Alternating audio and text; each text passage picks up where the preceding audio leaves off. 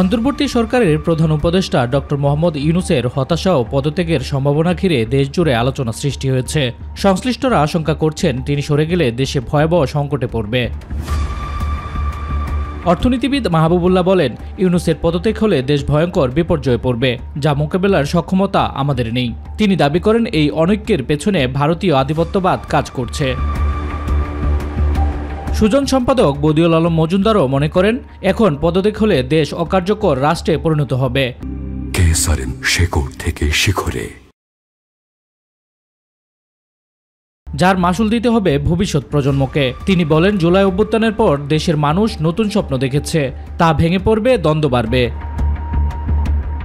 বিশ্লেষকরা মনে করেন, সরকার ও রাজনৈতিক দলগুলোর দূরত্ব বাড়ছে।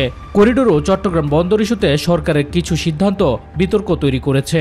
অনেক উপদেষ্টার নিরপেক্ষতা নিয়েও প্রশ্ন উঠেছে। ঢাবির রাষ্ট্রবিজ্ঞান বিভাগের অধ্যাপক কাজী মাহবুবুর রহমান বলেন, সরকারের উচিত দলগুলোর সঙ্গে পরামর্শ করে চলা এবং সক্ষমতার কাঠামো পরিবর্তন আনা। যারা ফেসিবাদের বিরুদ্ধে ছিল তাদেরকেই সরকারে আনা উচিত।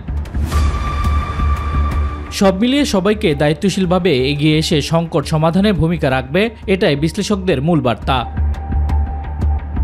শামস তাবরিজ উচ্ছ্বাস, মাই টিভি।